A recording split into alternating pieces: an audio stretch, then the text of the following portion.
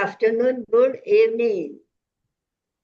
ગુજરાતી સાહિત્ય ફોરમની આજના રવિવારની સભામાં આ મંચ ઉપરથી એક ખૂબ જ પ્રખ્યાત અને વિખ્યાત વિદુષી સુષ્મા શેઠ, એમનો પરિચય આપનાર નયનાબેન, જેઓ પોતે પણ વાર્તાકાર છે, નયનાબેન પટેલ, અને વોટ ઓફ થેન્ક્સ એટલે કે આભાર વ્યક્ત કરનાર યુએસથી અમારા આખા પ્રોગ્રામના છેવટે પ્રતિભાવ સરસ રીતે આપનાર સુરેન્દ્રભાઈ મેમાણી, આ સહિત આપ સૌનું હું હાર્દિક સ્વાગત કરું છું. ગુજરાતી સાહિત્ય ફોરમ વિશે જો હું આપને ટૂંકમાં કહું ને, તો એ એક નોન પોલિટિકલ અને નોન રિલિજિયસ સંસ્થા છે. દુનિયાભરમાં 60 મિલિયન લોકો ગુજરાતી બોલતા ફેલાયેલા છે, અને તમને તો બધાને જ ખબર છે કે જ્યાં જ્યાં વસે એક ગુજરાતી ત્યાં ત્યાં સદાકાળ ગુજરાત. એટલે જ્યાં જ્યાં ગુજરાતી ગયો છે ત્યાં ત્યાં એ ગુજરાતીએ પોતાની ભાષા, પોતાનો પહેરવેશ, પોતાની રહેણ સહેન, પોતાની ખાણીપીણી અને તહેવારો, આ બધું જ લઈને ગયો છે. અને આમ દુનિયાભરમાં જ્યાં જ્યાં ગુજરાતી ગયા છે ત્યાં ત્યાં નાનકડું ગુજરાત વસાવીને જ રહ્યા છે. આવી ગુજરાતી ભાષા કે જે એટલી સમૃદ્ધ છે કે હમણાં અંગ્રેજી ભાષાના આક્રમણથી થોડી ઘાંસિયામાં ધકેલાય છે, પણ આપણે નહીં જવા દઈએ ને. એ ભાષા તો આપણી મેઇન પેજ ઉપર જ રહેવાની છે. અને એ ભાષાને હું એટલા માટે સમૃદ્ધ કહું છું કે આજે આપણો 270મો એપિસોડ છે. 5.5 વર્ષ થઈ ગયા ગુજરાત સાહિત્ય ફોરમને ચાલુ કરે. આટલા એપિસોડ થયા, એમાં ગુજરાતી સાહિત્ય ફોરમની એક વિશેષતા છે કે તે દરેક વખતે નવો નવો વિષય લઈને આવે છે. અને એ વિષય કે જે વિષયને ગુજરાતીમાં બોલતા આપણને એમ લાગે કે આ તકલીફ પડશે, પણ ખૂબ સુંદર રીતે ગુજરાતીમાં તેઓ એ વિષયને વક્તા સમજાવી શક્યા છે. એને એક નાનકડું જ ઉદાહરણ આપીશ કે શૈલેષ નાયક, કે જેઓ ક્લાઇમેટ ચેન્જ વિશે બોલેલા હતા અને તે ઈસરોના વાઇસ ચેરમેન હતા તે વખતે, તો એમણે એટલી સરસ રીતે જલવાયુ પરિવર્તન નામ આપી અને ખૂબ સરસ રીતે એ વિષયની છણાવટ કરી હતી. ત્યારે એમ લાગે કે આપણે ગુજરાતી ભાષાનું શબ્દભંડોળ કેટલું બધું સમૃદ્ધ છે કે આપણને એ વિષયને ન્યાય આપવા માટે એમાંથી શબ્દો મળી રહે છે. એવી જ રીતે નોન ગુજરાતી દીપક કન્નલ, જે પોતે તેલુગુ ભાષી હોવા છતાં પણ એમને એલોરાની ગુફામાંથી કૈલાશ મંદિર જેવું એક ગુફા છે, મંદિર છે, એ વિશે એમણે જે છણાવટ કરી પીપીટી દ્વારા બધું દેખાડીને, ત્યારે હું સાચે કહું છું કે અમારા બધા શ્રોતાઓ એમ કહ્યું કે જાણે આજે અમે આ કૈલાશ મંદિર જઈ આવ્યા હોય ને એવું લાગે છે. આવી આપણી ગુજરાતી ભાષા છે. એ ભાષાને પ્રચાર પ્રસાર માટેનો સન્નિગ્ધ પ્રયત્ન ગુજરાતી સાહિત્ય ફોરમ કરી રહ્યું છે. આજે ઘણા બધા નવા સભ્યો દેખાઈ રહ્યા છે શ્રોતાઓ. એમની જાણ માટે હું કહીશ કે 270મો એપિસોડ છે ને, આગળના બધા જ એપિસોડ ગુજરાતી સાહિત્ય ફોરમની યુટ્યુબ ચેનલ ઉપર આવી ગયેલા છે. તો આપ જરૂરથી યુટ્યુબ ચેનલને સબસ્ક્રાઇબ કરજો અને એમાંથી તમારા ગમતા વિષય જાણીને, સમજીને, સાંભળીને અને માણીને જરૂર એનો પ્રતિભાવ આપજો. જો તમને કોઈ એમાં પ્રશ્નો ઉપસ્થિત થાય તો ચેટ બોક્સમાં લખજો, જેથી કરીને અમારા વક્તા તમારા પ્રશ્નોનું નિરાકરણ જરૂરથી કરશે. અને હા, જો તમને પ્રશ્ન કદાચ ના હોય તો પ્રતિભાવ આપવાનું ચૂકતા નહીં, કારણ કે તમારા પ્રતિભાવથી જ આ ગુજરાતી સાહિત્ય ફોરમ ઠેર ઠેર ફોરમ ફેલાવા લાગ્યું છે. તો આવો, આજે આપણે તમારો વધારે વખત ન લેતા આજના આપણે મુખ્ય વિષય ઉપર આવીએ. તો વાર્તા તમારી અમારી સુષ્માબેન શેઠ જેના વિશે કહેવાના. વાર્તા એક એવો સબ્જેક્ટ છે ને કે આપણને બધાને વાર્તા સાંભળવી તો ગમે જ ગમે. પછી એ નાના બાળક હોય ને, એને પણ રાત્રે સૂતી વખતે વાર્તા સંભળાવો તો કેવું સરસ રીતે ઊંઘી જાય. અને આપણે મોટા પણ, આપણને પણ વાર્તા સાંભળવી ગમે છે. હા, અત્યારે સ્ટોરી ટેલિંગ જેને કહે છે એ બહુ જ ઓછા પ્રમાણમાં રહે છે, કારણ કે જુદા જુદા ડિજિટલ ને બધા ઇન્સ્ટ્રુમેન્ટ આવી ગયા એટલે એનું મહત્વ ઓછું થયું છે. પણ આપણે બધાએ ભેગા મળી અને એ વાર્તાને કહેવાની કળા જે સુષ્માબેન પાસે આજે આપણે સાંભળવાના છીએ, એ કળાને જીવંત રાખવા માટે આજનો વિષય પસંદ કરેલો છે. તો આવો સુષ્માબેન શેઠનો પરિચય તો જાણવો પડશે ને આપણે, કે સુષ્માબેન શેઠ શું કરે છે. તો નયનાબેન પટેલ કે જેઓ સુષ્માબેનનો પરિચય આપશે. નયનાબેન. નમસ્તે. અને સૌ પ્રથમ તો ગુજરાતી સાહિત્ય ફોરમના સૌ સંચાલકો અને પ્રેક્ષક મિત્રોને દિવાળી અને નવા વર્ષ પછી પહેલી વાર મળું છું, એટલે શુભકામનાઓ આપીને આપણા સુષ્માબેનને આપણે એમના પરિચયને આગળ વધારીએ. આજના આપણા મહેમાન વક્તા શ્રી સુષ્માબેનનો પરિચય આપવાની તક મને આપવા માટે કોકિલાબેનનો પ્રથમ તો આભાર હું માનીશ. અને એક મિનિટ, ફોનની આ જ માથાજી છે અને ખસી જાય તરત બધું. હા, તો મને આ તક આપી એના માટે હું કોકિલાબેનનો આભાર તો માનીશ જ. જ્યારથી વિરલ રાજના કાર્યક્રમમાં મા વાર્તા સાંભળીને ત્યારથી સુષ્માબેન આપને મળવાની મારી અદમ્ય ઈચ્છા હતી, અને આજે ગુજરાતી સાહિત્ય ફોરમના મંચ ઉપરથી એ સાકાર થઈ છે.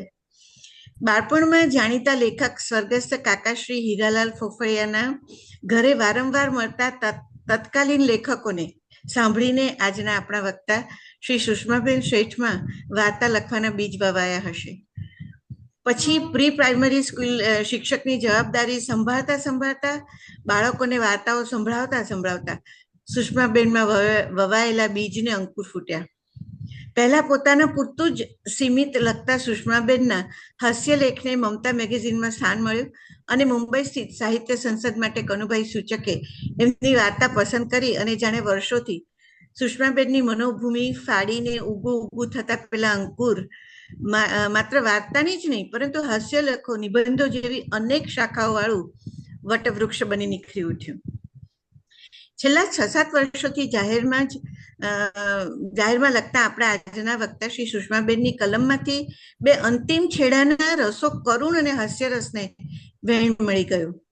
એક સામાન્ય વાર્તાકાર તરીકે હું એટલું જરૂર કહીશ કે કરુણાંતિકા લખવી સહેલી છે, પરંતુ હાસ્ય નિષ્પન્ન કરાવવા માટે વિશિષ્ટ પ્રકારનું દ્રષ્ટિકોણ અને નિરીક્ષણ કરવાની ક્ષમતા જોઈએ, અને જે બહુ ઓછાને મળી હોય છે, અને એ કુદરતી હોવી જોઈએ. ચિત્રલેખા જેવા માતબર મેગેઝિનમાં તારક મહેતાની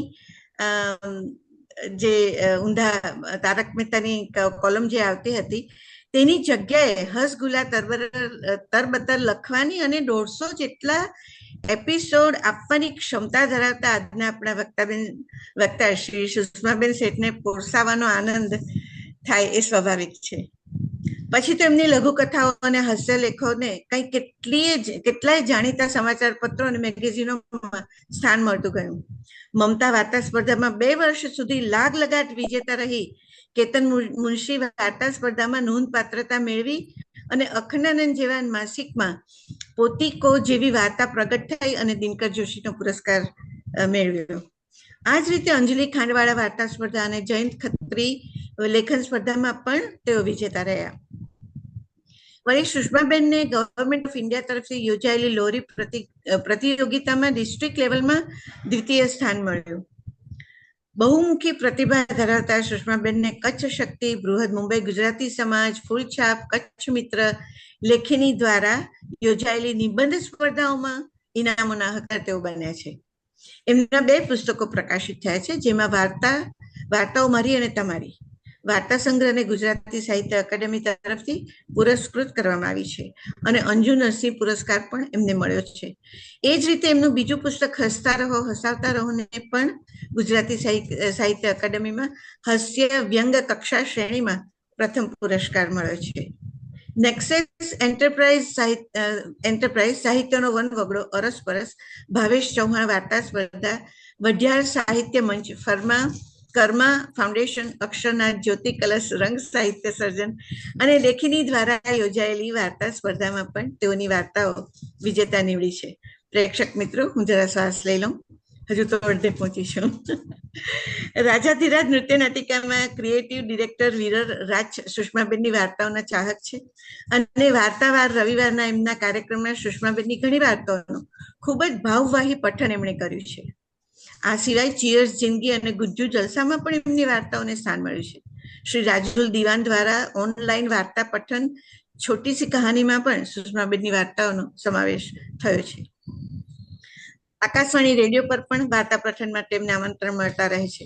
સંદેશ, દિવ્ય ભાસ્કર, ગુજરાત ગાર્ડિયન, મુંબઈ સમાચાર, નિર્મલ મેટ્રો, ગુજરાત સમાચાર જેવા સમાચાર પત્રોમાં એમની વાર્તાઓ પ્રસિદ્ધ થાય છે. આ ઉપરાંત હિતેન આનંદપુરા સંચાલિત આપનું આંગણું બ્લોગ પર એમની વાર્તાઓ રજૂઆત પામી ચૂકી છે. જેમ આગળ કહ્યું તેમ માત્ર વાર્તાઓ જ નહીં, એમના હાસ્ય લેખોને ગુજરાતી સાહિત્ય અકાદમી દ્વારા પ્રકાશિત થતા દિવાળીયાંગ ગુજરાતમાં એમની હાસ્ય વાર્તાઓ સતત હાસ્ય વ્યંગ કટાક્ષ શ્રેણીમાં વિનોદિકા વિભાગમાં પ્રકાશિત થાય છે. હાલમાં જ એમની વાર્તા જલસોમાં દીપોત્સવી ઓડિયો અંક 8માં પ્રગટ થઈ છે. અક્ષરનાથ પર એમની હાસ્ય કથાની કોલમ ખૂબ જ લોકપ્રિય હતી. આ ઉપરાંત સુષ્માબેને બાળ વાર્તાઓ, રહસ્ય કથાઓ, કિશોર કથાઓ, સાહસ કથાઓ પણ લખી છે. બનાસકાંઠાથી પ્રકાશિત થતી BK ન્યૂઝમાં રસરંગ પૂર્તિમાં હપ્તાવાર પ્રકાશિત થયેલી રમત આટાપાટાની મર્ડર મિસ્ટ્રી લઘુ નવલને ખૂબ ચાહના મળી છે. સૌથી ગૌરવ આપતી વાત એ છે કે એમની વાર્તાઓનું હિન્દી તેમજ ઉડિયા ભાષામાં પણ અનુવાદ થયા છે. સુષ્માબેનની ઉપલબ્ધિઓ વાંચતી રહીશ તો એમનો અડધો સમય તો મેં લઈ લીધાનો આરોપ મારી ઉપર આવશે, એટલે અહીં વીરમુ અને સુષ્માબેનને કાર્યક્રમનો દોર આપું છું. સુષ્માબેન. હવે એક વસ્તુ મારે કેવી છે, ઉમેરવાનું છે એમની ઉપલબ્ધિમાં કે સુષ્માબેનને ગુજરાતી સાહિત્ય ફોરમ દ્વારા વાર્તા કથન સ્પર્ધા થઈ હતી. તે વખતે એમાં પણ એમને ઇનામ મળ્યું છે. ગુજરાતી સાહિત્ય ફોરમને કેમ વિસરી જવાય, એટલે એ ઇનામ એમને મળ્યું છે. તેના ત્યારે પણ હું અભિનંદન આપું. Thank you.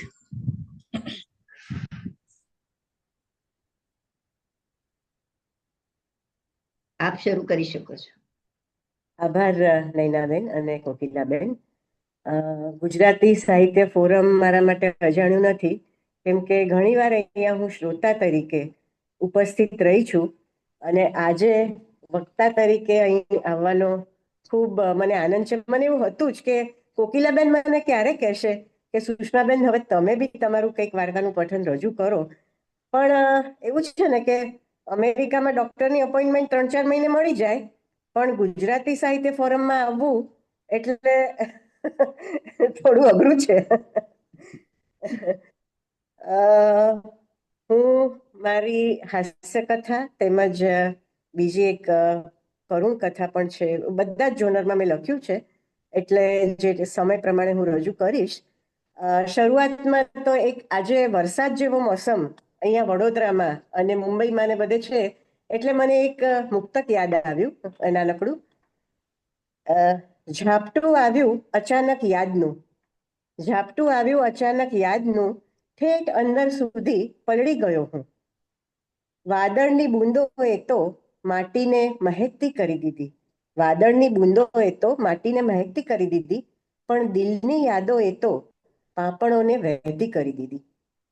પૂછે ઘરે કે કેમ પલળ્યા હતા, પૂછે ઘરે કે કેમ પલળ્યા હતા, તો અમે કહીશું કે ઝૂમ મીટિંગ પર તમારા જેવા સહૃદયી મિત્રો મળ્યા હતા. મને ઘણીવાર એવું પૂછાય છે કે તમને વાર્તાનું બીજ ક્યાંથી મળે છે. હું વાર્તા તો પઠન કરીશ, એની પહેલા થોડું વાર્તા અંગે. જેમ કોકિલાબેને કહ્યું કે વાર્તા તો બધાએ સાંભળી જ હશે. વાર્તા રે વાર્તા ભાભાઢોર ચારતા. આપણે ત્યાં તો રામાયણ મહાભારત પણ આપણે એમ જોઈએ તો એ એક પ્રકારની વાર્તાઓ જ છે, કથા જ છે. એટલે એ બીજ તો હું તો એમ કહીશ કે દરેક વ્યક્તિ એક વાર્તા છે. એમનું પોતાનું કંઈક એવું હોય છે વ્યક્તિત્વ કે એમની સાથે બનેલી કોઈ ઘટનાઓ કે અનુભવો, અને આસપાસ નજર કરીએ એટલે વાર્તા તો ઠેર ઠેર વિખરાયેલી પડી જ છે. હાસ્ય કથા લખવી એક ચેલેન્જ છે, કેમ કે જોવામાં તમે જો જુઓ તો ભાઈ કેળાની છાલ પર એક માણસ લપસી પડ્યો એટલે હસવું આવે, પણ એ લખવાનું અને એ ચિત્ર રજૂ કરવાનું એ ખૂબ અઘરું કામ છે, એક ચેલેન્જિંગ કામ છે. મારા ઘરે મારા પિતાશ્રી એ ખૂબ જ રમૂજી હતા. એમનો સ્વભાવ જ એવો કે કોઈ પણ એમની પાસે બેસે 5-10 મિનિટ પણ બેસે તો એ હસીને જ ઊભો થાય, અને એવું કહેતા કે મારા મરણ પછી કોઈ રડતા નહીં, પણ હાસ્ય સભા એવી એક સભા તમે યોજજો કે જેમાં બધા હસીને ઊભા થાય. એક પ્રસંગ એમનો હું યાદ કરીને કહું. એકવાર મને ફોન આવ્યો કે સુષ્મા ગુડ ન્યૂઝ છે. હવે મને થયું કે આ ગુડ ન્યૂઝ, હવે આ ઉંમરે મારા ફાધર શું ગુડ ન્યૂઝ આપવાના હશે? એટલે મને તો જરાક આમ ધડકાટ થઈ ગયો છાતીમાં કે આ ગુડ ન્યૂઝ શું હશે. તો મારી મમ્મીનો સ્વભાવ એવો કે એને બહુ જ બોલવા જોઈએ. એના મોઢામાં થર્મોમીટર મૂક્યું હોય ને તો પણ એ કાઢીને કંઈક બોલે. એટલે એને કહીએ કે મમ્મી, થર્મોમીટર મોઢામાં છે ત્યાં સુધી તું ચૂપ રહે, ત્યાં સુધી શાંતિ રાખ. એટલે પપ્પાનો ફોન આવ્યો કે મમ્મીને ગળામાં બહુ દુખતું હતું, કોઈ ઉપચારથી મટ્યું નહીં, એટલે ડોક્ટરે એવું કહ્યું છે કે 3 દિવસ એને બોલવાનું નથી. એટલે આ ગુડ ન્યૂઝ હતા. આ રીતે કઈ ને કઈ એ હસાવ્યા કરે. અને નાનપણમાં તો બકોર પટેલ, છક્કો મક્કો, એ રીતના જે બધી વાર્તાઓ વાંચી છે એ હજુ બી મગજમાં અડ્ડો જમાવીને બેઠી છે. બધાને આપને તો ખ્યાલ જ છે કે laughter is the best medicine. આપણે જો હસી ના શકીએ જે દિવસે, એ દિવસ વ્યર્થ ગયો જિંદગીનો. અને હું તો એમ માનું છું કે જે બી જિંદગીના થોડા દિવસો છે તો હસી ખુશીને વિતાવીએ. અને હું જો એમાં કંઈક પ્રદાન કરી શકું મારા વાર્તાઓ દ્વારા, મારા લેખન દ્વારા, તો એ એક મારી સફળતા, મને એ સંતોષ મળશે. મારી પહેલી વાર્તા એક હાસ્ય કથાથી હું શરૂ કરું છું મારું પઠન. મારું જે આ પુસ્તક છે, હસતા રહો હસાવતા રહો, RR શેઠ દ્વારા પબ્લિશ થયેલું છે. એનું હું વાર્તા વાંચું છું. એમાંથી શીર્ષક છે બહેરામ બાવાની બચુકડી ગાડી. અમારી પાડોશની પારસી કોલોનીમાં રહેતો 44 વર્ષનો બહેરામ પરણ્યો નહોતો. દરેક યુવતીમાં તેને કંઈક ને કંઈક ખોડ ખાપણ દેખાતી. કોઈનું નાક લાંબુ હતું તો કોઈની આંખો ફાંગી હતી, કોઈ નીચી હતી તો કોઈ વળી વધુ પડતી ઊંચી હતી. તેમાં ને તેમાં બહેરામ પરણવાની ઉંમર વટાવી ગયો.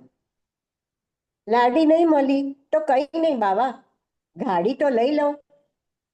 નોકરીમાં ઠરીઠામ થતા બહેરામે વિચાર્યું. તે જાણીતી કાર કંપનીના શોરૂમમાં ગાડી જોવા ગયો. બાવા, મારું ફેમિલી એટલે હું ને મારા મમ્મા, ઈન અને મીન, મારા માટે નાલ્લી ગાડી જ બતાવો ની. તેણે શોરૂમના મેનેજરને કહ્યું. મેનેજર ડબ્બાવાલાએ આ ચટ્ટાપટ્ટાવાળા પાયજામાના લટકતા નાડા ઉપર ચડાવેલા સદરાવાળા બહેરામનું ઉપરથી નીચે સુધી બેરહેમીપૂર્વક નિરીક્ષણ કરી પૂછ્યું, શેઠ સાથે નથી આવ્યા? ગાડી કોણ ચલાવશે? બહેરામે વટથી કહ્યું. મોટી લઈ લો ની બાવા, એ તો પછીથી બધી બાજુએથી દબાઈને નાલ્લી જ બની જવાની. તદ્દન બાઘા બહેરામને જોઈને મેનેજરે મશ્કરી કરી જે બહેરામને પલ્લે ન પડી. મારા મમ્માને તેમાં બેસાડીને ચોપાટી લઈ જાવસ, કહેતા બહેરામે ત્યાં ડિસ્પ્લેમાં હતા તે બધા મોડેલ તપાસવા માંડ્યા. એમાંય તેને કોઈ નીચી લાગી, કોઈ બહુ લાંબી લાગી. જે ગમી તેના કલરમાં વાંધો પડ્યો, જે કલર ગમ્યો તેની ડીકી ન ગમી. જુઓ બાવા, તમુને તમારી ટાઈપની જોઈતી હશે તો સ્પેશિયલ ઓર્ડરથી બનાવી દો ને. થોડો ખર્ચો વધુ થશે, સિમ્પલ. પછી સેલ્સમેને જે ડિફિકલ્ટ આંકડો કયો તે સાંભળી બહેરામે ગાડીના દરવાજાનું હેન્ડલ પકડી લીધું. તેને થયું આમાંથી રહી જાઉં તે કરતા એકાદી ફાઇનલ કરી જ નાખું. જરીક 19-20 હશે તો ચાલી જશે બાવા. એક ચકાચક થતી કાળી ગાડી પર તેણે હાથ મૂકીને કહી દીધું, ધીસ ઇઝ ફાઇનલ. હું સાંજે મારી મમ્માને લઈને આની ડિલિવરી લેવા આવસ. એવા નાની પૂજા કરશે, કહી માથે પહેરેલી લાંબી કાળી ટોપી સરખી કરી બહેરામે બધી ઔપચારિક વિધિઓ પતાવી. 4 પગથિયા કુદાવતા ઘરે પહોંચી તેણે તેની પરમ પૂજ્ય માતુશ્રીને ગાલે ટપલી મારીને ખુશ ખબર આપ્યા, મમ્મા ડાર્લિંગ, સાંજે નવી સાડી પહેરીને તૈયાર થઈ જજો ની, હું તમને મસ્ત સરપ્રાઈઝ આપવાનો છું. કઈ ઘેલો થયો જ કે અહીં શું ગાંડા કાઢે છે? મમ્માને એમ કે પોતાની વાલી મમ્માને કન્સલ્ટ કર્યા વગર બહેરામને કોઈ યુવતી પસંદ પડી ગઈ લાગે છે. જોકે યુવતીને બહેરામ પસંદ પડે એ વધુ અગત્યનું હતું. બધું ફાઇનલ છે કે? જી મમ્મા. કેવી દેખાય છે? નીચી છે, વળી નાલ્લી પણ છે, પણ આપણા માટે બરોબર જ છે. મેં ચલાવીને ટેસ્ટ કરી, એન વખતે બ્રેક બરોબર લાગે છે. ચલાવી? હે? અહીં શું બકે છે? કઈ સમજાય તેવું બોલની. તે પપ્પી કરીને ટેસ્ટ કરી? વાહ દીકરા, કલર કેવો છે? બ્લેક. ગઢેરા, બ્લેક પસંદ કરાય કે? તને ક્યારે અક્કલ આવશે? મમ્માના અણધાર્યા સવાલો પૂછાયા, તેના જવાબો અપાયા બાદ ચોખવટ થઈ કે વાત યુવતીની નહીં, ગાડીની હતી. સાંજે બહેરામ તેની મમ્માને લઈને ટાટા મોટર્સના શોરૂમ પર પહોંચી ગયો. મમ્માએ કાળી ગાડી જોઈ નિસાસો નાખતા કહ્યું, ગઢેરા, ગાડી હોય કે લાડી, બ્લેક કલર લેવાય કે? તારામાં જરા બી અક્કલ નહીં મળે. મિસ્ટર ડબ્બાવાલા, મને સોજો રેડ કલર બતાવો ની. એ મારી ગાળાની સાડી સાથે પરફેક્ટ મેચ થાય છે. પછી તેમણે લાલ ગાડી આગળ ઊભા રહી પોતાની લાલ સાડી સરખી કરી, લાલ લિપસ્ટિકથી રંગેલા હોઠ વાંકા ચૂકા કર્યા અને લાલ કલરથી ડાઈ કલર કરેલા વાળને નખ પરના લાલ નેલ પોલિશ રંગેલા હાથે ઓળીને વ્યવસ્થિત કર્યા. પછી આંખો ઉલાળતી પોતાની મસ્ત સેલ્ફી લીધી, ફોટા સોશિયલ મીડિયા પર વહેતા કર્યા. છેવટે મમ્માની પસંદગીની લાલ ગાડી લેવાઈ. આગળના ટાયર પાસે બહેરામે નારિયેળ વધેર્યું. તેમાં પાણીના છાંટા મમ્માની સાડી પર ઉડ્યા એટલે મમ્માએ કકડાટ કરી મૂક્યો, જોની દીકરા, છાંટા ઉડાડી મારી નવ્વીને નવ્વી સાડી બગાડી નાખી. તારામાં અક્કલનો છાંટો નહીં મળે. કઈ છાંટો પાની કરીને આવ્યો જ કે? મોઢું વકાસી બહેરામે ડ્રાઈવર સીટ પર બેઠક જમાવી. પૃષ્ઠપુષ્ઠ મમ્મા બીજી તરફ બેઠા. તેમાં નાનકડી ગાડીએ એક તરફ નમતું જોખ્યું. ખોદાઈજીને યાદ કરી હોશે હોશે બહેરામે સ્ટાર્ટરમાં ચાવી ગુમાવી ગાડી એક ડચકારો દઈ કૂદકો મારીને બંધ પડી ગઈ. ઘેરે સપ્પા, ગઢેરા, તારા બાપે તને સ્ટાર્ટ કરવાનું બતાવ્યું, પણ એ નહીં કીધું કે એક્સેલેટર દબાવવાનું, ક્લચને છોડી નહીં દેવાનું. તારા આવા બાપને લીધે જ તું ડફોડ પેદા થયો. ગાડી સાથે મમ્માની કોમેન્ટ્રી ચાલુ થઈ. બહેરામે ફરી ગાડી સ્ટાર્ટ કરી. ગાડી ઉપડી. ક્યાં જવું છે મમ્મા ડાર્લિંગ? બહેરામે મુદ્દાનો પ્રશ્ન કર્યો. ચોપાટી. અરે નહીં નહીં, પહેલા ભાઈખલ્લા લઈ લે ની, ત્યાં વેજીટેબલ સસ્તું મળે છે. અરે દીકરા, જોજો ત્યાં જો સ્પીડ બ્રેકર છે. ગાડી ધીમી કર અને બાવા રાઈટનું સિગ્નલ આપની. રાઈટ ટર્ન લેવાનું જ. તને ભાઈખલ્લાનો રસ્તો બી નહીં માલુમ કે? મમ્માએ અચાનક જમણે વળવાનો આદેશ આપ્યો, જેની બહેરામની તૈયારી નહોતી. તે ભગવાઈ ગયો. તેણે સ્પીડમાં જતી ગાડીને અચાનક જમણે વાળી તેમાં આગલું ટાયર ચીસ પાડીને રસ્તા પર ખોદેલા ખાડામાં પડ્યું. બ્રેકની ચીચિયારી સાંભળીને 3 કૂતરા દોડતા આવીને વાહન ચાલક તરફ કોરસમાં ભસવા લાગ્યા. મ્યુનિસિપલ કોર્પોરેશને મુવા, તદ્દન મેડ, ઇડિયટ, રાસ્કલ એવી બધી ગાળો બકતા બહેરામે ગાડી અધવચ્ચે થંભાવી દીધી. પાછળની ગાડીએ હોર્નની બુમરાણ મચાવી. ત્યાંથી પસાર થતા એક રાહદારીને એમ કે બહેરામ બાવાએ તેને ગાળો આપી એટલે એણે બાયો ચડાવી બહેરામનો કાંઠલો ઝાલ્યો.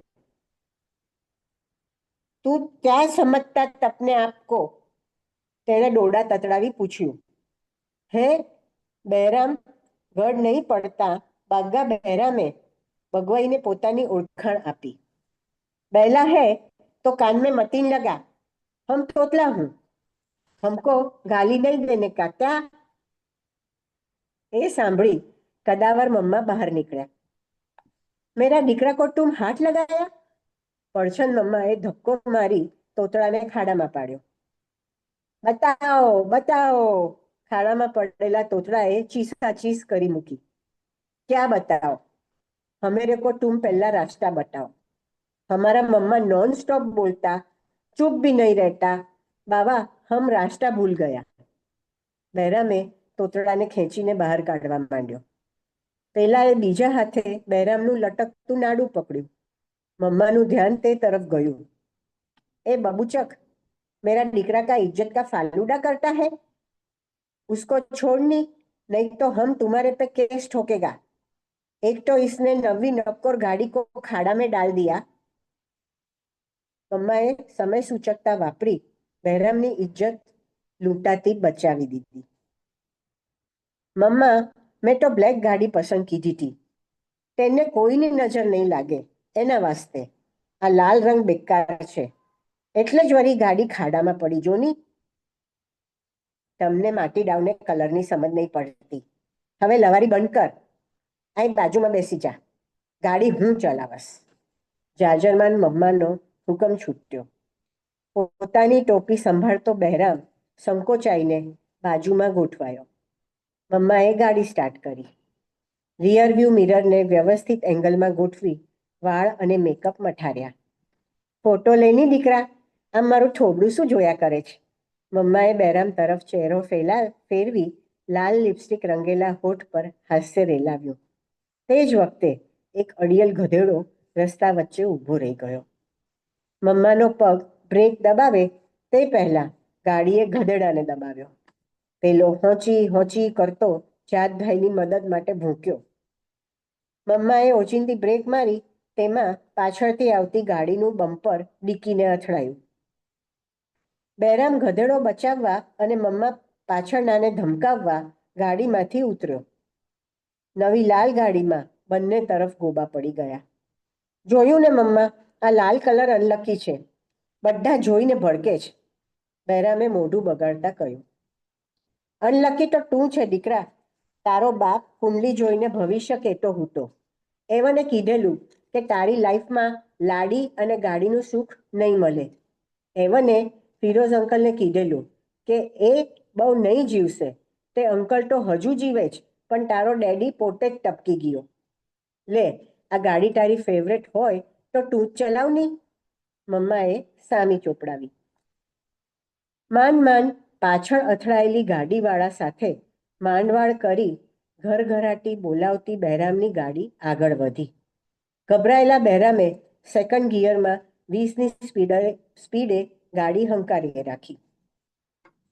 જોની બાબા, આ તરફ બસ મોટી લોરી છે અને પાછળથી ડબલ ડેકર બસ આવે છે. બધા હોર્ન માર્યા કરે છે, તે તું આમ ઢીચુક ઢીચુક ચલાવે છે, તેમાં મને ગભરામણ થાય છે. બલદ ગાડી બી તારી ગાડીને ઓવરટેક કરી જવાસ. ટ્રાફિક મુઓ મેડ છે. જવા દેની, ભાઈ ખલા નટ જાવું ને ચોપાટી જાય તેલ લેવા. સીધી જ આપણા ઘરે લઈ લેની. તારા વાસ્તે સીટ પર મૂકવા એક ઊંચી ગાદી સ્પેશિયલ ઓર્ડરથી કરાવવી પડશે તો તને રસ્તો બરાબર દેખાય. મમ્માની અસ્ખલિત વાણી કાને ધરવાથી બહેરામને ગભરામણ થઈ આવી. તેને થયું કે તેના કાનના પડદામાં કાણું પડી જશે. માથા પરની લાંબી ટોપી તેણે કાન સુધી ખેંચી. એક હાથ કાન પર મૂક્યો, બીજા હાથે સ્ટિયરિંગને સજ્જડ પકડી દિશાભાન ભૂલી તે જ્યાં ખાલી રસ્તો દેખાય ત્યાં ગાડી આગળ ધપાવવા માંડ્યો. અંધારું થવા માંડ્યું હતું. બહેરામે અનેક ચાપો દબાવ્યા બાદ મોટી હેડલાઇટ ઓન કરી. સિગ્નલ બતાવવાની ચાપ દબાવવા જતાં વિન્ડ સ્ક્રીન પર વાઇપર ફરવા માંડ્યું. બહેરામ બહુ મથ્યો, પણ વાઇપર કેમે કરીને બંધ જ ન થાય. છેવટે એને ફરવા દઈ બહેરામે ઊંચી ડોક કરી રસ્તા પર પોતાનું સમગ્ર ધ્યાન કેન્દ્રિત કર્યું. બળબડાટ કરતી જાડી બાઈ, કાળી ટોપી દ્વારા ચલાવાતી લાલ ગાડી અને વરસાદ વગર ફરતું વાઇપર જોઈ લોકો ભૂત જોયું હોય તેમ નાસભાગ કરવા માંડ્યા. બહેરામની અદમ્ય ઈચ્છા મનુભાઈની મોટર ચાલી પમ પમ પમ ગાવાની હતી. તેના બદલે મમ્માએ બારીનો કાચ ખોલી ડોકું બહાર કાઢી બૂમો પાડી, બાજુ, બાબુ સમજો ઈશારે, હોરન પુકારે, પમ પમ પમ, એ બાજુ. બહેરામ દીકરા હોર્ન મારની, લોકો ગમે ત્યાંથી કૂદી ના પડે. જોની, ગાડી ગમે ત્યાં જાય છે. એમાં ખૂંચવાયેલા બહેરામે ગાડી સાઈડ પર લઈ ઊભી રાખી દીધી. તે લગભગ રડવા જેવો થઈ ગયો. મમ્મા, તમે ચૂપ રહેશો નહીં તો જ હું ગાડી ચલાવશ. અહીં શું માંડ્યું છે? બધા આપણને જ જોયા કરે છે. હું આપણા ઘરનો રસ્તો બી ભૂલી ગયો. આપણે ક્યાં જવાનું છે તે બી યાદ નહીં આવતું. હવે તો બ્રેક કાચ અને ક્લચ કાચ તે બી ખબર નહીં પડતી. દિમાગનું દહીં થઈ ગયું છે. બહેરામને બોલતા બોલતા પરસેવો વળી ગયો. તને દિમાગ પણ છે?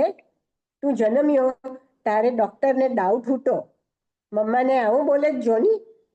પછી તેમણે પર્સમાંથી રૂમાલ કાઢી બહેરામનો પરસેવો લૂછતા કહ્યું, નહીં રે નહીં દીકરા, હું તો તારી હેલ્પ કરશ. એકચ્યુઅલી ભાઈખલા રાઈટમાં નહીં લેફ્ટ બાજુ છે, તે મારી ભૂલથી મિસ્ટેક થઈ ગઈ. ચાલ હવે ડાયો થઈ જાજો. આજ તો ઘેરે જઈને ફટાફટ ધાનશાક બનાવી નાખશ. એક કામ કરની, સામેની ઈરાનીમાંથી પાઉં ખરીદી લાવ. અતિ પ્રિય ધાનશાકનું નામ સાંભળતા મમ્માનો કયાગ્રો દીકરો પાઉં લેવા દોડ્યો. ઉતાવળમાં ગાડીને ગિયરમાં નાખવાનું તે ભૂલી ગયો. ભારેખમ મમ્માના ધરખમ વજનથી ન્યુટ્રલ ગિયરમાં પડેલી ગાડી આગળના ઢાર તરફ ઢળવા લાગી. બહેરામની ગેરહાજરીમાં મમ્માની લૂલી વશમાં હતી, પરંતુ ગાડી વશમાં ન રહી. તે જોઈ મમ્મા દરવાજો ખોલી બહાર કૂદી પડ્યા. તેના હરખમાં વજનહીન ગાડી ધસમસથી લપસીને આગળ ઊભેલા તોતિંગ વૃક્ષને ભેટવાના ઈરાદે મધુર મિલન કાજે દોડી. બહેરામ દીકરા, મમ્માએ ચીસાચીસ કરી મૂકી. માય ડાર્લિંગ મમ્મા. દૂરથી ગાડીને ઝાડ સાથે અથડાતી જોઈ બહેરામ પાઉં લેવાના પડતા મૂકી ટોપી પકડીને દોડ્યો. તેને એમ કે વાલી મમ્મા હજુ ગાડીમાં જ છે. તેણે લાલ ગાડી તરફ દોટ મૂકી. ગાડીની હેડલાઇટ અને બોનેટના ભૂક્કા બોલી ગયા હતા. તે જોઈ બહેરામે પોક મૂકી. ઓ મમ્મા, તમે આમ અચાનક મને એકલો મૂકીને ખોડાઈજી પાસે કેમ ચાલી ગયા? ગધેડા, હું અહીં જીવતી જાગતી છું, પણ તારી ગાડી ગઈ દીકરા.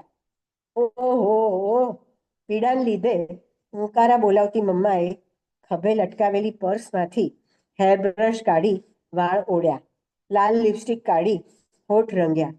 પછી ફરી ઊંકારાનું અનુસંધાન સાધી નવેસરથી આ કર્યું.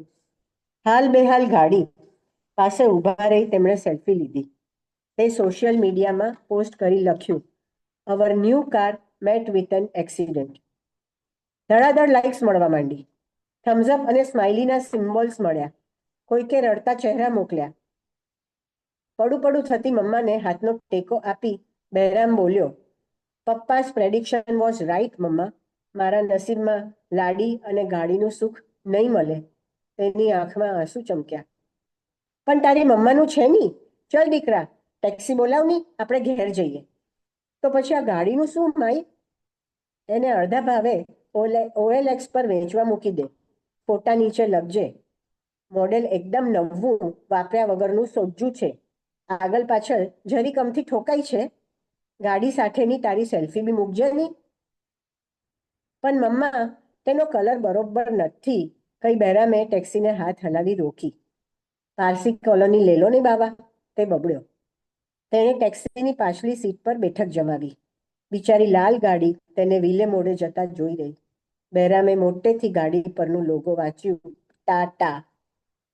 OLX પર મોટા કેપ્શન સાથે બહેરામ સહિત ગાડીની સેલ્ફી મુકાયેલી છે, ફોર સેલ. રસ ધરાવતી પાર્ટીએ આપેલ નંબર પર સંપર્ક કરવો. આભાર. તો આ હતી હાસ્ય કથા બહેરામ બાવાની બચુકડી ગાડી.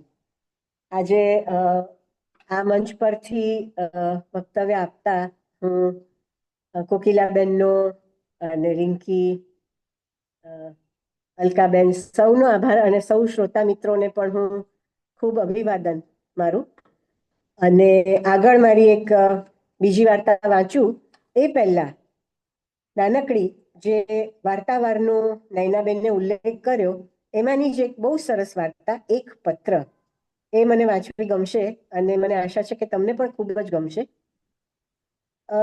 એકચ્યુઅલી એક પત્ર રૂપે રખાયેલી આ વાર્તા છે. આખી વાર્તા જ એમાં સમાઈ જાય છે પત્રમાં, અને ધ્યાનથી સાંભળજો, મજા આવશે.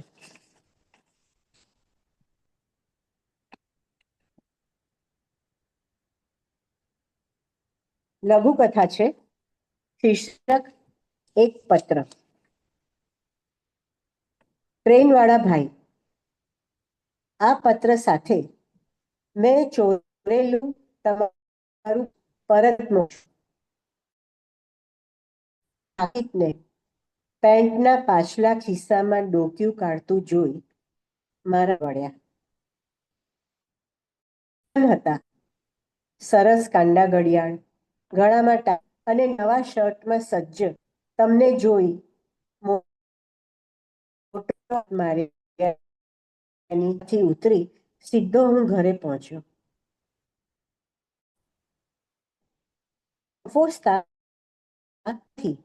ફક્ત 2 5ની અને 3 10ની નોટો જ નીકળી. હા, બીજી લખેલી નોટો ઘણી નીકળી. જાત જાતના સરનામાની કાપલીઓ, અનેક નોકરી વિષયક જાહેરાતોના પેપર કટિંગ. વળી એક ચબરખી વાંચીને મારાથી ડૂચો કરી કચરા ટોપલીમાં ફેંકાઈ ગઈ, જેમાં લખેલું હતું, આજની ટાઈ રવિની, શર્ટ મયુરનું, ઘડિયાળ કમલિયાની, કાલવાળું પેન્ટ ધોઈને હરિયાને પરત કરવું, ગઈકાલવાળી ટાઈ જાડિયાની. વળી અત્યારે આ કરિયાણાનું 65નું બિલ બાકી લખેલું હાથ લાગ્યું તે અંદર બરોબર વાળીને પાછું મૂકું છું. 2 મહિના પહેલાની તારીખનો વાહલી બાને સંબોધીને લખાયેલ પોસ્ટકાર્ડ ચૂંટાયેલી હાલતમાં હતો, જેમાં નોકરી મળી જશે એવા મતલબનું લખાણ કદાચ આંસુના ટીપા પડવાથી પૂરું વંચાતું નથી તે સાચવીને પાછું મૂકેલું છે. સુંદર મરોડદાર અક્ષરોમાં લખાયેલ ચિઠ્ઠી. હવે મળવાની કે ફોન કરવાની મહેનત ના કરીશ. જે યુવાન છોકરીના ફોટા સાથે પિનઅપ કરી જતેનથી મૂકેલ તેને હું અડ્યો નથી. મારા સાથીદારે કુતૂહલવશ જોઈને પાછી રાખી દીધી છે. બધું જેમનું તેમ જ છે. તમારા આધાર કાર્ડ પરથી તમારું સરનામું મળ્યું.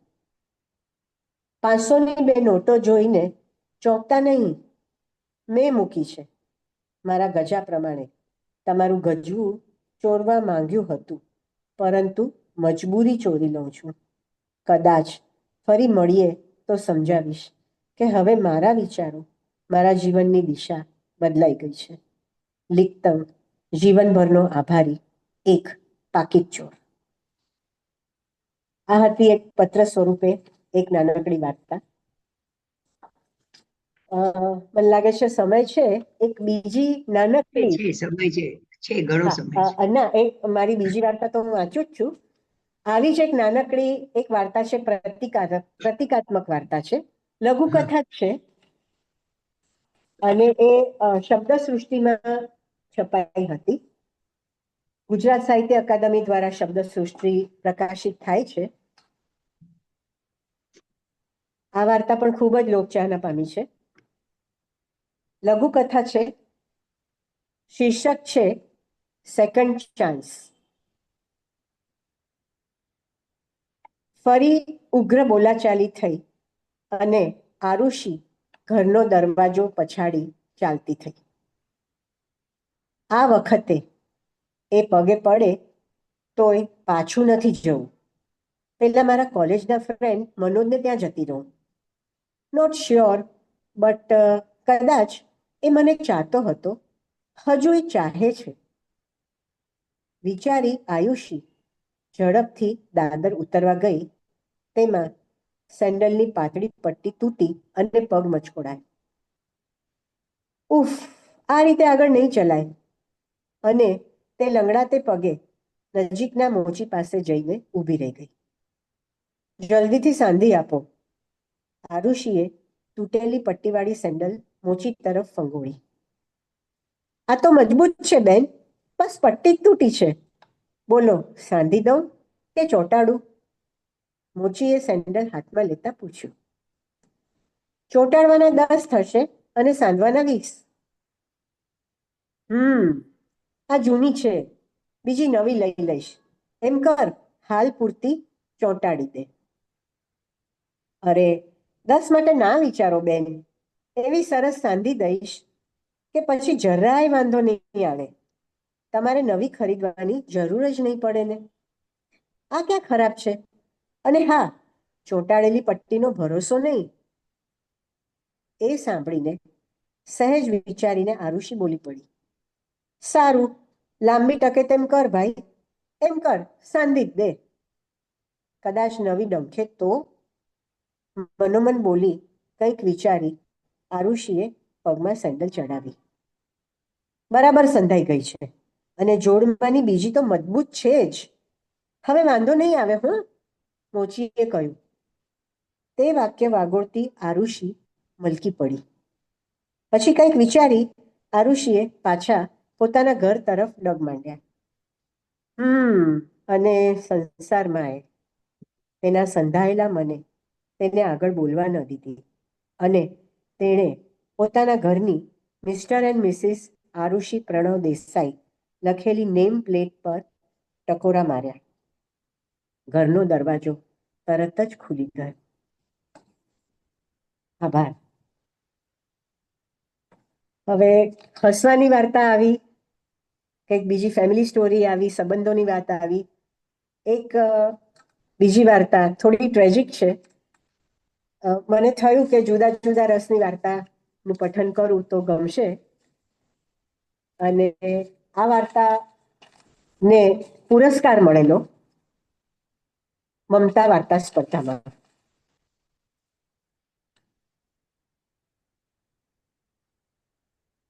સચોટ વાર્તા છે, ધ્યાનથી સાંભળજો, જરૂર ગમશે. શીર્ષક છે પોસ્ટર.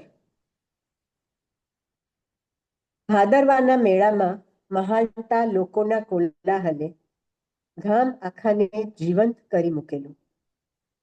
ગામને ભાગોળે ભરાયેલા એ મેળામાં જાત જાતની હાટડીઓ મંડાયેલી. એમાં વળી ઊભા કરેલ કામચલાઉ તંબુની વચ્ચોવચ એક છેડેથી સામેના છેડે નાયલોનની જાડી રસ્સી બાંધી દેવાયેલી હતી. એક તરફ પાથરેલી તારપોલીનની જીર્ણ ચટ્ટાઈ પર લાલુનો ક્ષીણ દેહ પથરાયેલો હતો અને બીજી તરફ કીડી વેગે આગળ વધતા લોકોની એક કતાર. કેટલાક પગ થંભી જતા, કેટલાક ધ્રુજી ઉઠતા, પરંતુ દરેકની કુતૂહલભરી નજર મોઢા બહાર ફેંકાતા આશ્ચર્યજનક ઉદ્ગારો સાથે ઘડી બે ઘડી એને તાકી રહેતી.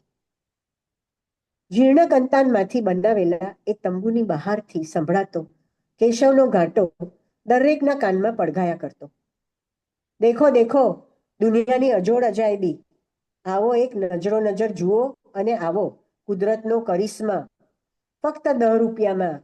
આવો જુઓ, 10 રૂપિયામાં. 12 વર્ષના લાલુના ફોટા સાથે લટકતું પોસ્ટર તંબુની બહાર આમ તેમ ઝૂલ્યા કરતું.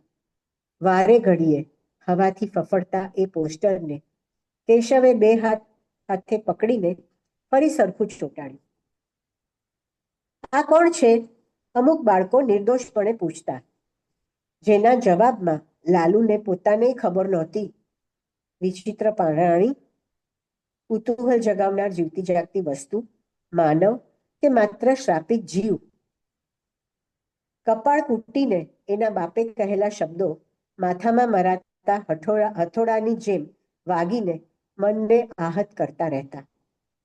મૂવી, તારી માં તને મૂકીને ઓલા નપાવટ હાયરે ભાગી જઈ અને તું અભાગ્યો મારા માથે પડ્યો. વારંવાર એ વાક્યો સાંભળવા ટેવાયેલા લાલુએ પોતાના શરીર પર એક નજર ફેરવી. તેની ઉદાસ આંખોમાં લાચારી તરી આવી. એને ક્યાંક ભાગી જવું હતું, પણ કેવી રીતે? ક્યાં અને પછી શું? તેને યાદ આવ્યો પોતે કરેલ આપઘાતનો નિષ્ફળ પ્રયત્ન અને પછી નિષ્ઠુર બાપનો ઝીલેલો મરણતોલ માર. આંખનો દરિયો સુકાઈ ગયો હતો. જીવન જાણે ખારો પટ. એક એક સ્મૃતિકણ ખારાશથી ભરેલો. એણે આંખો મીચી દીધી. સામે લોહી ચૂસતો જળો તરવર્યો. તૈયાર થઈ જા, કેશવે સખ્તાઈથી કહ્યું. તદ્દન લાગણી વિહીન કોરો અવાજ પડું પડું થતી દિવાલોમાં અથડાયો. પતરાની જર્જરિત છત હેઠળ જીવતા બે જીવ એકબીજાને ધિક્કારતા હતા, છતાંય પરસ્પરનું અવલંબન એમને જોડી રાખતું હતું. ગામમાં 3 દિવસનો મેળો ભરાય તેની કેશવ આતુરતાપૂર્વક રાહ જોતો. એ વખતે ટંકશાળ પડતી અને કેટલાય ટંકના ભોજનનો પ્રબંધ થઈ જતો. લાલુનો હાથ ખેંચી એની કૃશ કાયાને રીતસર ઘસડીને નળ નીચે બેસાડી એણે તેના હાથમાં સાબુની ગોટી પકડાવી. જાત નાઈ લે, પાછા ફરતા મોડી રાત થઈ જાહે. લાલુએ સાબુની ગોટી બાપ તરફ ફેંકી નકારમાં ડોકું ધૂણાવ્યું. મારે નહીં જાવું. બાપની તકતકતી આંખ એ એટલું જ બોલી શક્યો. અવહેલના અને અપમાન સહન કરવાની શક્તિ ઠેઠ ગળા સુધી આવી ગયેલી. મારી હામું થાય છે? લ્યા હાલ હવે, પાપી પેટની આગ તો ઠારવી પડશે ને.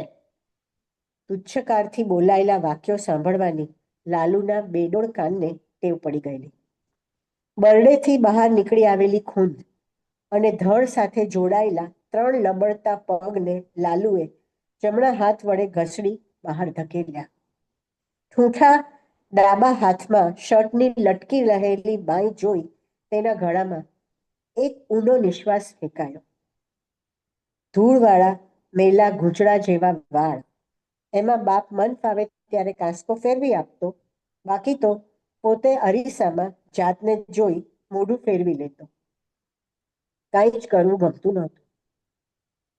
પવનના ઝપાટે ચડેલું પોસ્ટર ફાટીને ક્યાંક ઉડી જાય તો એનોય છુટકારો થાય, એ વિચારતો. એ દિવસે બાપાએ તેને પોટલાની માફક ઊંચકીને ઠેલણ ગાડીમાં બેસાડ્યો. ઉબડ ખાબડ રસ્તેથી પસાર થતી ઠેલણ ગાડીમાં બેઠેલા આ ઓક્ટોપસ જેવા વિચિત્ર માનવાકારને રાહદારીઓ જોઈ રહેતા. લાલુની બોલકી આંખો એક તરસ લઈને બાપને તાક્યા કરતી, જાણે પૂછતી હોય, શું હું પ્રદર્શિત કરવાની જણસ માત્ર છું? લાલુને જન્મ આપ્યા બાદ તેની માં ક્યાંક ભાગી ગઈ હતી. બાપ તેને જોતા વેત છળી મર્યો હતો. દાદી બોલી પડી, આ સાપિત આત્મા લાગે છે. આપણે એવા તે કયા પાપ કર્યા કે ઉપરવાળાએ આલી આલીને આવો દીકરો આલ્યો? કે પછી ઓલા હરામીની ઓલાદ? કેશવના મનમાં શંકા સળવળી અને એ જ વખતે પુત્ર પરત્વેની ઘૃણાએ જન્મ લીધો. માએ મોઢામાં આપેલો હરકનો પેંડો એણે હાક થૂ કરીને થૂંકી કાઢ્યો. હેકતાઈ ગયેલો કેશવ આવા નમાયા કઢંગા બાળકનું ગળું ઘોટીને તેને મારી નાખવાનો હતો ત્યારે લાલુની દાદીએ તેને માંડ રોક્યો. ખબરદાર, જો કાંઈ આડું અવડું કર્યું છે તો હું બેઠી છું આની દાદી, ઉછેરીશ એને. મોટા ડાક્ટરને બતાવીશું ને ઈલાજ કરાવીશું, પાપમાં ન પડાય. એ કહેતી, પણ એવા કોઈ ડોક્ટરને બતાવવાનો કે ઈલાજ કરાવવાનો સમય ક્યારેય ન આવ્યો. લાલુ દાદીની છત્રછાયા હેઠળ 10 વર્ષનો થયો અને દાદીનો પરલોક જવાનો સમય આવી ગયો. થોડા ઘણા મમતાની છાંટણા એ પામતો, એ છીનવાઈ ગયા. કેશવને લાલુ આંખે દીઠો નહોતો ગમતો. કેશવને તો શું, કોઈને નહોતો ગમતો. તેમાં દાદીના ગયા પછી એ વણ જોઈતા ભંગાર સમો એક ખૂણે પડ્યો રહેતો. ભંગારનું કંઈક ઉપજે, જ્યારે આનું તો લાલુ એટલે જાણે જોવાની રસપ્રદ જણસ. એક મોટું આશ્ચર્ય, બીજા દિવસે તો છાપાવાળાએ આવી પહોંચ્યા. એની સ્ટોરી છપાઈ, એના ફોટા અખબારમાં છપાયા અને કેશવને એક કઢંગો વિચાર આવી ગયો. આને મેળામાં કે સર્કસમાં પ્રદર્શન હાટું મેલ્યો હોય તો લોક ટિકિટ ખર્ચીને જોવા તો આવે. પછી તેણે લાલુને મારી મચડીને પાડેલા પોપટની જેમ અમુક વાક્યો બોલતા શીખવેલા. બોલ દયા કરો માય બાપ, ભગવાન તમારા બાલ બચ્ચાને હાજાહામાં રાખે, એવું બધું બોલતા શીખવ્યું. અને પછી હાથ વાપર્યા વગર બે હોઠ વચ્ચે પેન્સિલ કે પીછી પકડી ચિત્રકામ કરવાનું ફરમાન છૂટેલું.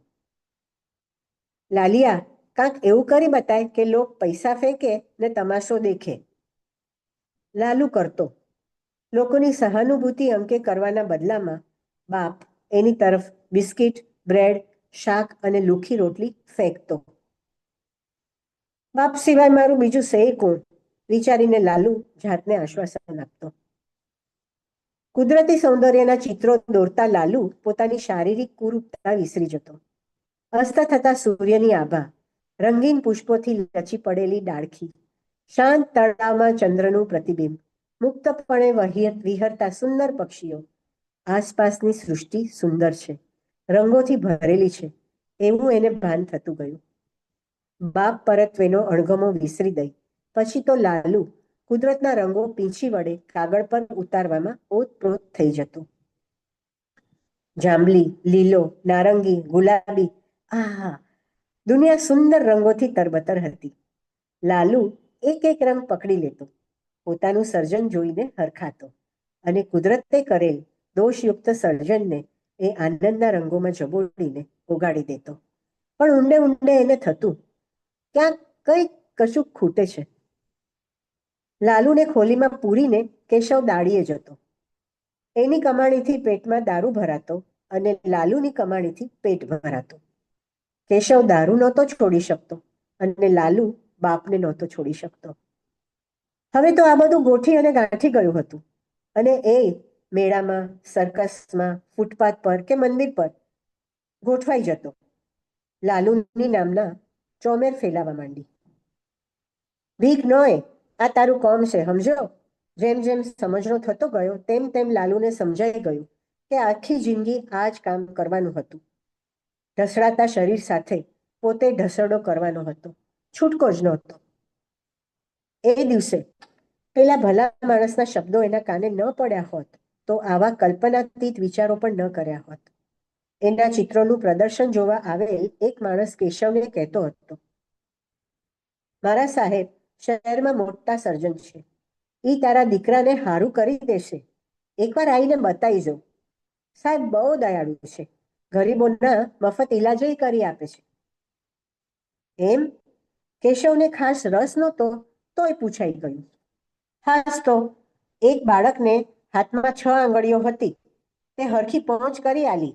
એ તો ઠીક ભાઈ, જન્મથી જ 2 બચ્ચા પીઠના ભાગે જોડાયેલા હતા, એમનું ઓપરેશન કરી છૂટા પાડી દીધા ને બેઉ હાઈ ક્લાસ જીવે છે. હો સાહેબ, વિદેશથી આવ્યા છે ને આવા તો કઈક ઓપરેશનો કર્યા છે. કેશવ વિચારમાં પડ્યો. લાલુને પોતાની નજર સામે 2 પગ, 2 હાથ અને બીજા બધા સાણસ જેવો ટટ્ટાર ઉભેલો લાલુ દેખાયો. એ મનોમન મલકાયો અને એક આશાભરી મીટ કેશવ તરફ માંડી.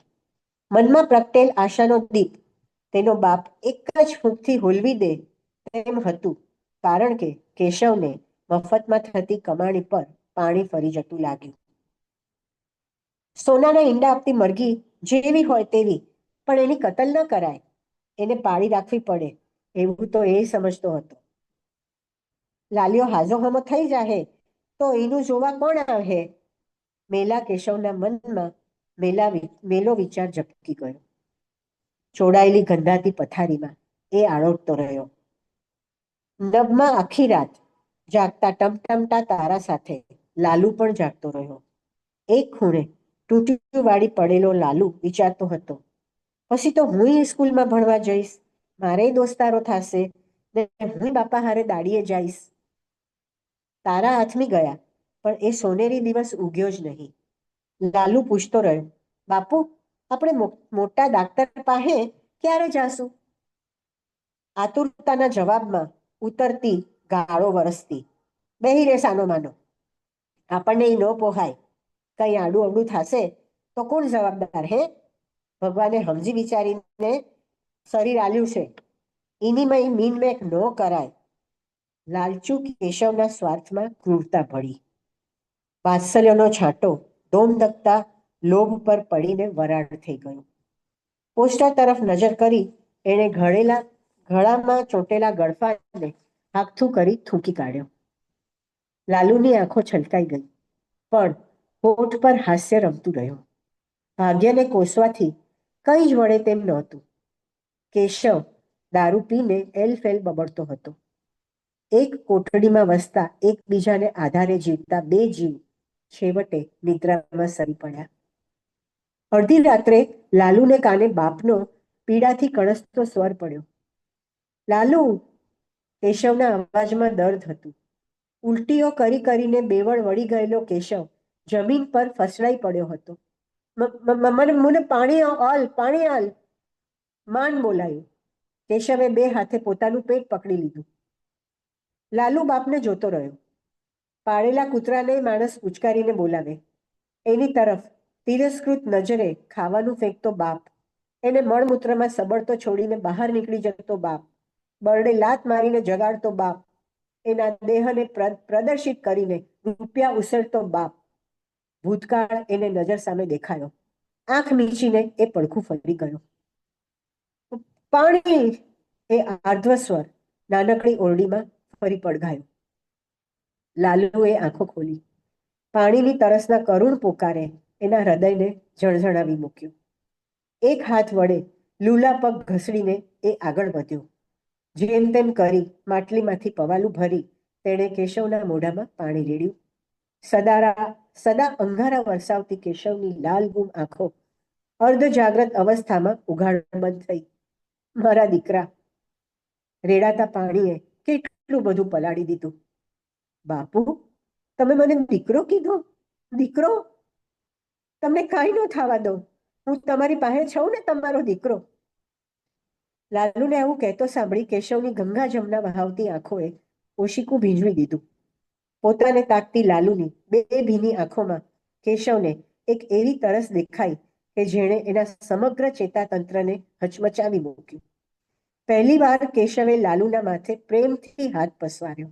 મારા દીકરા, જોજે તું હાજો હમો થઈ જઈશ હો. પછી તો એવા ચિત્ર કાઢજે કે લોક આમ જોતા જ રહી જાય હો. એકી ટસે બાપને જોઈ રહેલા લાલુની આંખો છલકાઈ ગઈ. આંખેથી વહેતી અશ્રુધારા સાથે ગળા હેઠળ સંતોષના ઘૂંટડા ઉતરતા હતા. ધરાઈને એણે પોતાના બાપનું હેત હૈયે ઝીલ્યું. બંનેની તરસ છીપાઈ. અને આ મરતા બાપને માફ કરી દે, જે દીકરાને બહુ કર્યો છે.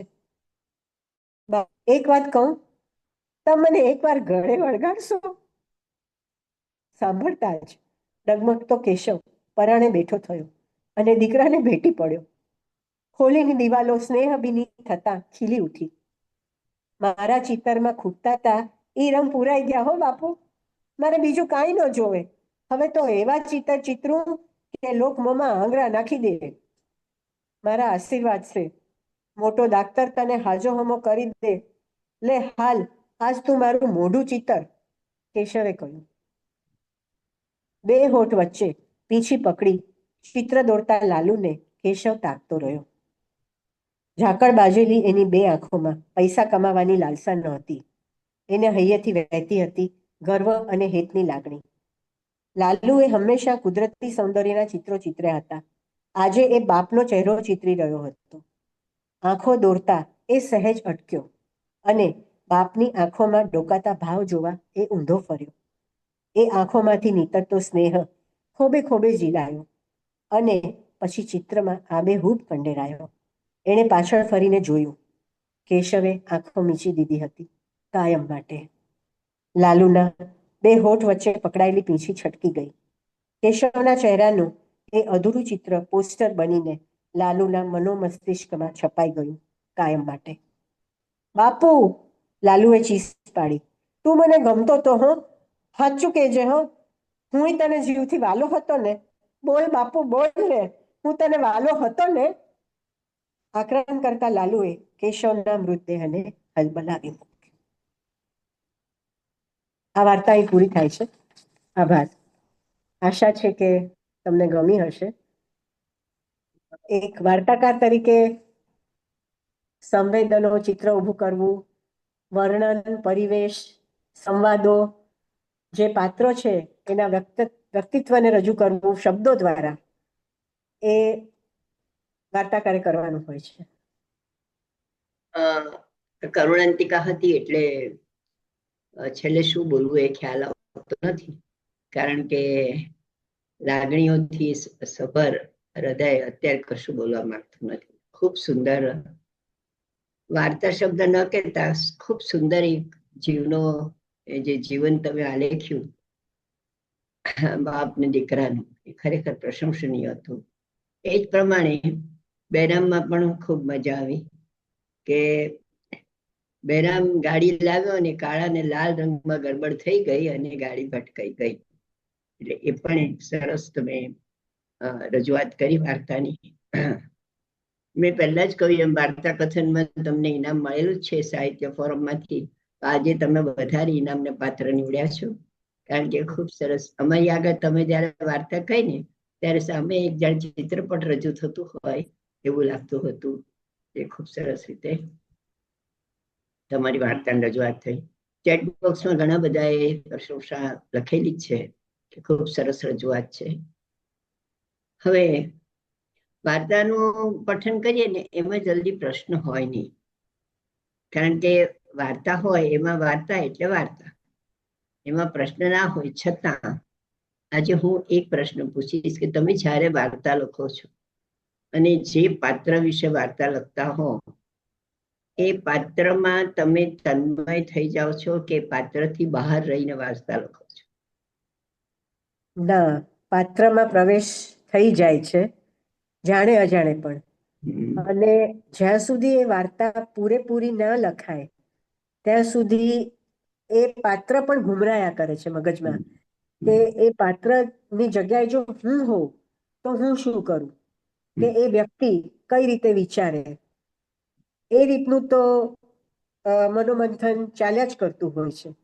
અને કોકિલાબેન, જેટલી વાર વાર્તા વાંચીએ, હું પોતે મારી વાર્તા લખેલી વાંચું તો દરેક વખતે એમ થાય કે નહીં આમ નહીં આમ લખું. મઠારવાનું તો થતું જ હોય છે કે આ શબ્દ આમ નહીં, કેમ કે શબ્દો પણ ઘણા જ વિચારીને વાપરવા પડતા હોય છે. એટલે પાત્રમાં તો ઉતરી જવાતું હોય છે. અને કોઈક વાર તો મને પોતાને પણ રડવું આવી જાય જો કરુણ વાર્તા હોય તો લખીને. ના, ખૂબ સરસ રીતે તમારી રજૂઆત હતી. અને જેને કઈ હાર્ટ ટચિંગ, માર્ગી શાસ્ત્રી લખે such a lovely journey through the various ras tales us. ખૂબ સરસ રીતે એમણે તમારી વાર્તાનું અભિવાદન કરેલું છે. હવે આજે આટલી સરસ વાર્તા સાંભળી આપણે બધાએ. આમાં કેવું થયું છે કે વાર્તા પઠન હોય ને ત્યારે બધાને, પછી એ નાનું બાળક હોય કે મોટી વ્યક્તિ હોય, વાર્તા સાંભળવી બધાને જ ગમતી હોય છે. મેં પહેલા જેમ કહ્યું તેમ વાર્તા જે કહેવાની કળા એ ધીમે ધીમે લુપ્ત થતી જાય છે. કારણ કે વાર્તા કેવી તો કોને કેવી? સાચું કહેજો સુષ્માબેન, તમે તમારી વાર્તા ઘરમાં કે આજુબાજુ કોઈ સાથે ડિસ્કસ કરી છે કોઈ દિવસ? હવે તો છે ને ગુજરાતી, ખાસ કરીને તમે જે આ પ્રોત્સાહન આપો છો ગુજરાતી સાહિત્ય ફોરમ દ્વારા, એ ખૂબ પ્રશંસનીય કાર્ય છે અને ખૂબ જરૂરી છે. કેમ કે ગુજરાતી વાંચનારા પણ ઓછા થતા જાય છે. વંચાય છે, નથી વંચાતું એવું નથી. એટલે પુસ્તકો વંચાય એના કરતા પણ હવે જે યુટ્યુબ અને જે સોશિયલ મીડિયા અત્યારે, એમાં યંગ જનરેશન એના તરફ વધારે વળે છે. અમેરિકામાં તો હવે છાપા પણ નથી મંગાવતા. અમુક મારા બાળકોના ઘરે ન્યૂઝપેપર એ લોકો તો ટીવીમાં જોઈ લે છે કે એમાં છાપા મંગાવવાની શું જરૂર છે. એટલે પ્રિન્ટ મીડિયા ઓછું થતું જાય છે. અને કહેવાનું તો હવે કુટુંબો પણ વિભક્ત થતા જાય છે. એટલે દાદી કે નાની કે જે પહેલા વાર્તા કહેતા હતા એ પણ હવે કહેવાનું ને વાર્તા રે વાર્તા ભાભાડોળ ચારતા, એ તો મને લાગે છે કે એ બધું હવે જૂનું પુરાણું થઈ ગયું. એ બહુ ઓછું થતું જાય છે. મારે છે ને તે મારા ગ્રાન્ડસન ને એકવાર વાર્તા કહેવાનો વખત આવ્યો તો મેં શરૂ કર્યું. એક છે ને રાજા હતો, મારી સામે આમ જ જવા મળે, વોટ ઇઝ ધીસ, રાજા ક્યાંથી આવ્યો? હવે તો રાજા છે જ નહીં. એટલે મને એમ થયું કે મારે હવે વાર્તાનો પ્રકાર બદલવો પડે. અત્યારના છોકરાઓને જે માહોલમાં મોટા થયા છે એ માહોલમાં મારે વાર્તા કહેવી પડે.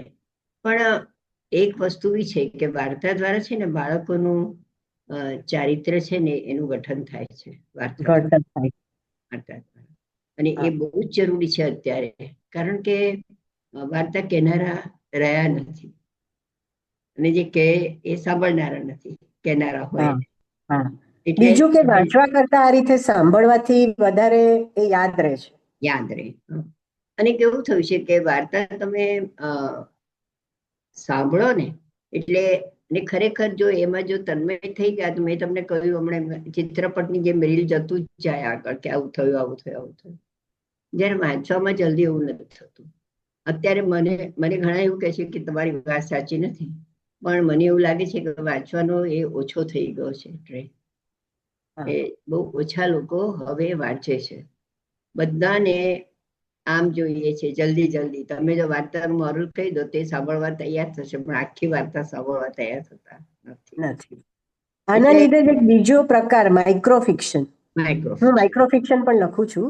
હા. સર્જન ગ્રુપ કરીને છે, એમાં જોડાયેલી છું, અને એમાં માઇક્રો ફિક્શન અમે શીખીએ છીએ, લખીએ છીએ, પ્રસિદ્ધ પણ થાય છે.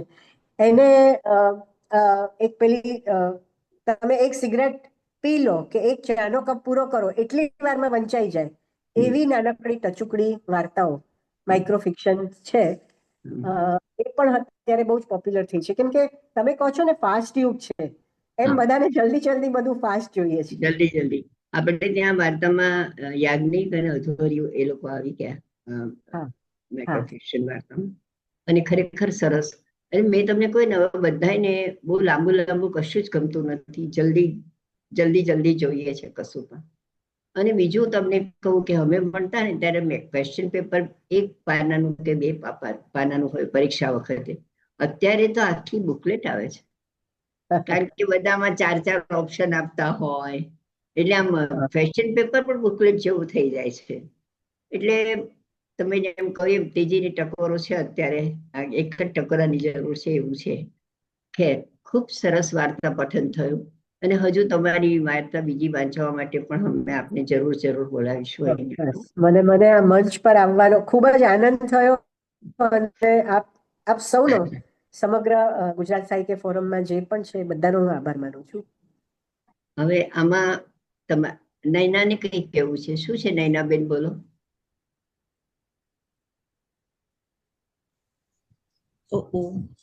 સોરી, ક્યાં ગયું? મને સૌથી વધારે શું ગમ્યું, પેલી અરુષિની વાર્તામાં જે ડબલ અર્થ છે, દ્વિઅર્થીય તમે લખ્યું છે ને, એ મને ખૂબ ગમ્યું.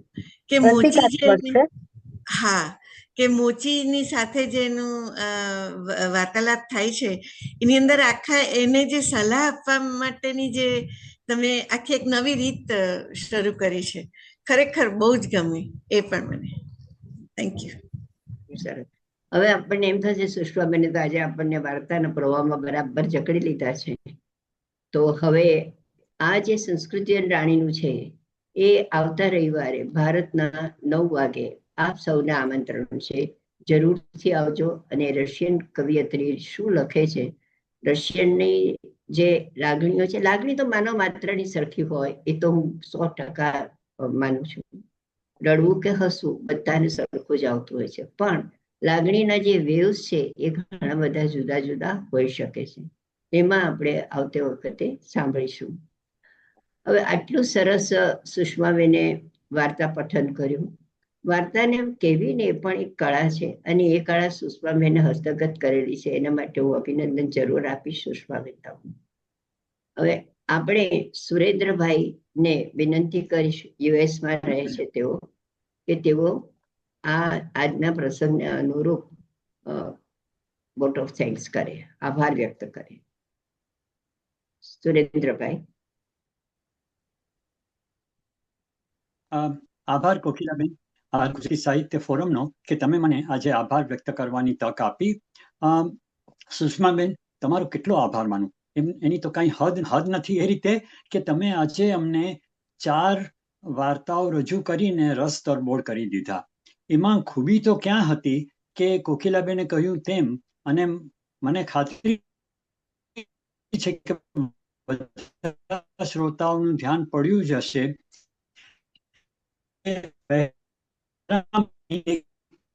મિનિટ મેં લખ્યું છે બીજી બાજુથી પોસ્ટર જેવી અતિ કરુણ વાર્તા, એ બંને અંતિમોની વાર્તાઓ રજૂ કરીને તમે તમારી વાર્તા કળા પરની હથોટીનો બહુ જ સરસ પરિચય આપ્યો.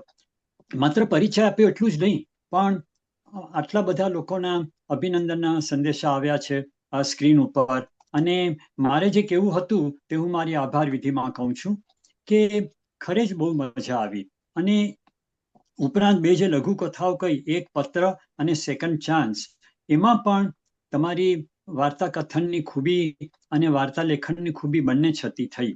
મને પોતાને સાહિત્યમાં, વાર્તામાં, કવિતામાં ઘણો જ ઊંડો રસ, એટલે હું ઘણો જ ઇન્વોલ્વ થઈને સાંભળતો હતો.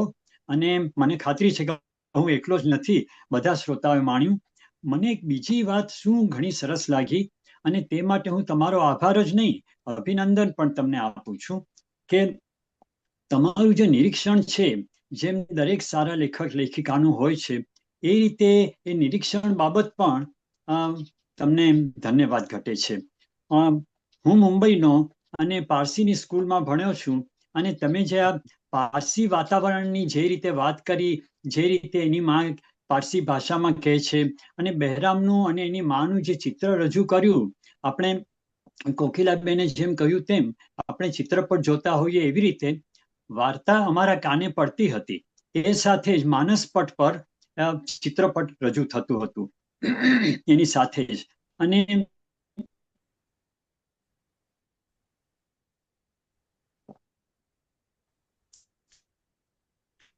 એક પત્ર અને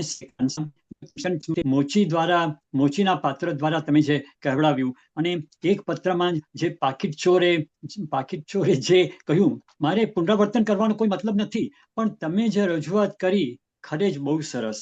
અને પોસ્ટર વાર્તામાં પણ કમનસીબે આપણા દેશમાં આ રીતે વિકલાંગોનું, આજે તો કદાચ ઓછું હશે, પણ એક વખત હું નાનો હતો 50ના દાયકામાં, મને યાદ છે પ્રદર્શનો મને આ રીતે આપણને અરેરાટી છૂટી જાય એ રીતે દેહ પ્રદર્શન કરે અને લોકો પૈસા ફેંકે.